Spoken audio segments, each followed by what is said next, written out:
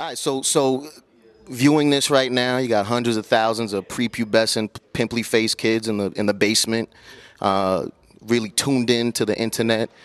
What do you want to? If you could just say a couple of words to the average 16-year-old kid who says, "I love hip hop." What do you just want to impart in them, just generally? Start it off, Grouch.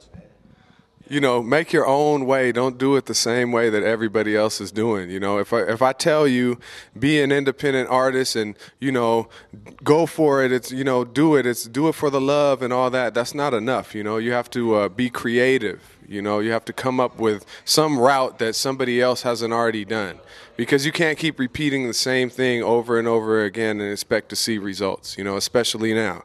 There's you know, I don't even have to speak on how many artists or MCs or rappers are on MySpace, but, you know, everybody knows about that. And it's just like too many people doing the same thing, saying the same thing over and over again. And it's just, you know, making it redundant for everybody. So if you're supposed to be doing it, then you probably know in your heart that you're supposed to be doing it. And if you're not supposed to be doing it, you probably don't know. That's the sad thing.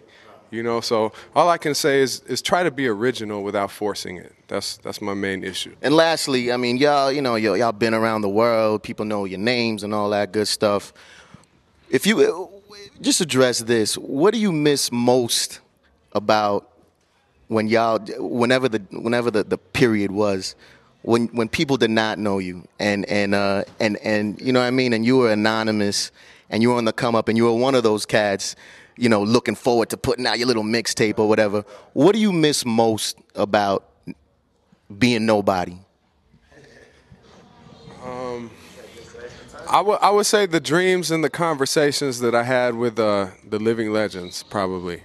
You know what I'm saying? And just if we do this, then this will happen, or no, let's do it like this, and then this will happen. You know, all that guesswork and everything, and all that, like, okay, we got this song right here, it's coming out on this compilation, that's going to make us big, you know, or that's going to make us, we're going to be rich after that, or we're going to, just like those, like, early dreams that propel you to do fresh shit, you know what I mean? And I still have dreams, don't get me wrong, but it's not as, like, naive and as innocent as before, you know what I mean? And sometimes that's the kind of thing that, like, makes you do some raw shit, you know? So I miss those times in the outhouse with the living legends, you know, early days. What about you, Amp Live, and nobody wanted to fuck with your beats and only you knew that your shit was hot? What do you miss about those days?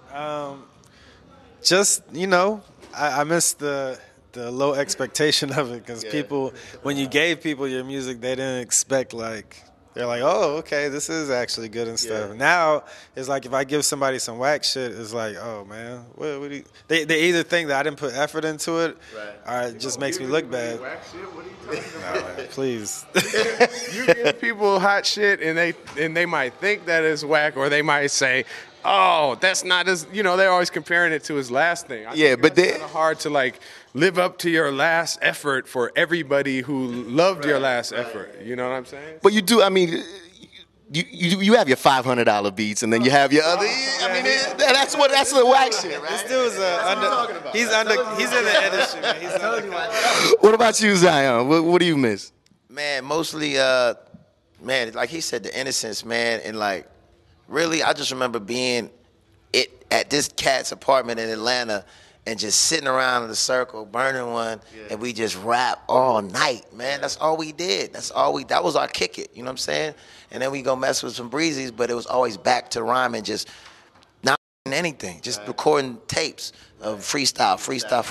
And it was just so hungry that it was like, you know, we didn't think of anything else. We didn't have any expectations even of the music. It was just fun, and that's all it was. And it's still like that, but now we got lives. We got mortgages to pay. Cats got babies. We got to do this. You got to pay your rent. You got to do stuff. Back then, it was just so free and creative that was just like, it was like a emblematic time, man. It was just beautiful. Yeah, I want to say one more thing. You know what I miss about hip-hop is that back in the day, before hip-hop was the most popular culture in the world, I could see somebody like Zion on the corner, and, like, by the way that he was dressed and, like, you know, the headphones on his head and stuff like that, I know that we have this right here. Right. And I kind of miss that because it's now everybody dresses like a hip hopper, and you can't tell if they're on the same wavelength as you or not. You know what I'm saying? So I really miss that because like being in Oakland and Berkeley and stuff like that, I used to know everybody who was into hip hop, and it was like a tight knit community. Right. You know what I'm saying? And I don't know. There's things that I love about it being the most popular thing. I love to see people, you know, making livings off of this and getting real large and coming from this to this. But at the same time, I miss that. Right. And that's what it is. Let's review. The Grouch is working, and he's a proud father, and he's doing his thing. Amp Live. Some beats are whack, some are not, but he's getting paid. No beats are whack. And Zion still likes to get up with a breezy and rhyme, man. That's what it is. Pay dues, San Bernardino.